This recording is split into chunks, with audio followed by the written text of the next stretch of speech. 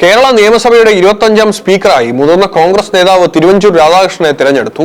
സഭയിൽ നടന്ന വാശിയേറിയ തെരഞ്ഞെടുപ്പിൽ ഒരു വോട്ട് പോലും അസാധുവാകാതെയാണ് അദ്ദേഹം സഭാനാഥന്റെ കസേരയിലേക്ക് എത്തിയിരിക്കുന്നത്. തെരഞ്ഞെടുപ്പ് ഫലം പ്രഖ്യാപിച്ചതിന് പിന്നാലെ മുഖ്യമന്ത്രി വി.ഡി. സതീശനും പ്രതിപക്ഷ നേതാവ് പിണറായി വിജയനും ചേർന്ന് തിരുവഞ്ചൂർ രാധാകൃഷ്ണനെ ആനയിച്ച് സ്പീക്കറുടെ ഔദ്യോഗിക കസേരയിലിരുത്തി.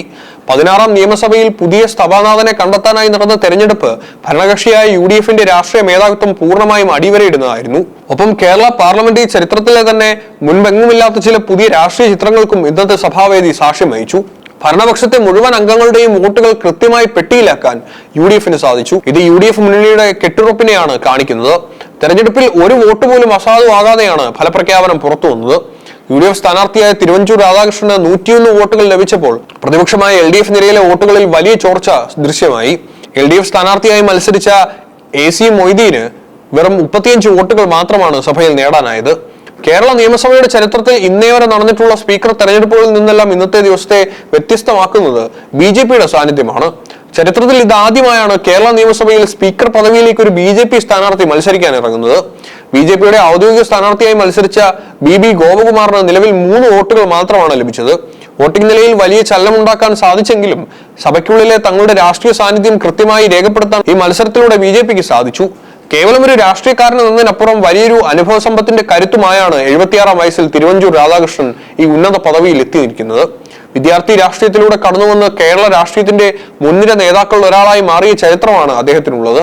വളരെ ചെറുപ്പകാലത്ത് തന്നെ പൊതുപ്രവർത്തനത്തോട് ആഭിമുഖ്യം പുലർത്തിയ വ്യക്തിയായിരുന്നു അദ്ദേഹം.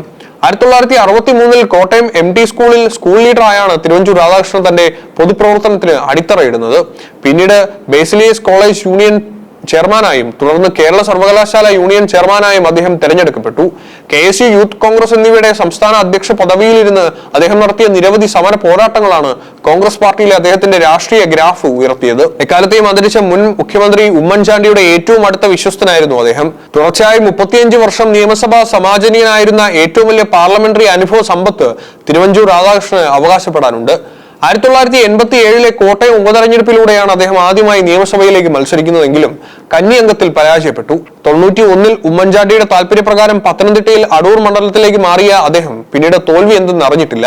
1991 മുതൽ 2006 വരെ തുടർച്ചയായി 4 തവണ അടൂരിൽ നിന്നും 2011 മുതൽ ഇങ്ങോട്ട് കോട്ടയത്തു നിന്നും അദ്ദേഹം അടിപതറാതെ നിയമസഭയിലേക്ക് തിരഞ്ഞെടുക്കപ്പെട്ടു.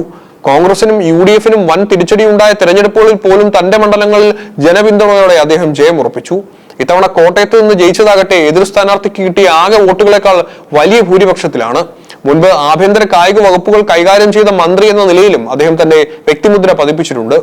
രാഷ്ട്രീയ സമ്മർദ്ദങ്ങൾക്ക് വഴങ്ങാത്ത കണിശക്കാരനായ ഭരണാധികാരിയായിരുന്നു അദ്ദേഹം എന്നതിന് ഏറ്റവും വലിയ ഉദാഹരണമാണ് TP ചന്ദ്രശേഖരൻ വധക്കേസ്. ആഭ്യന്തരമന്ത്രിയായിരിക്കെ മുഖം നോക്കാതെ അദ്ദേഹം നടത്തിയ ഇടപെടലുകളാണ് പ്രതികളെ നിയമത്തിന് മുന്നിൽ കൊണ്ടുവരാൻ കാരണമായത്. 35ാമത് ദേശീയ ഗെയിംസ് കേരളം വേദിയായപ്പോൾ കായിക മന്ത്രി എന്ന നിലയിലുള്ള അദ്ദേഹത്തിന്റെ സംഘാടന മികവ് ദേശീയ തലത്തിൽ തന്നെ പ്രശംസിക്കപ്പെട്ടിരുന്നു.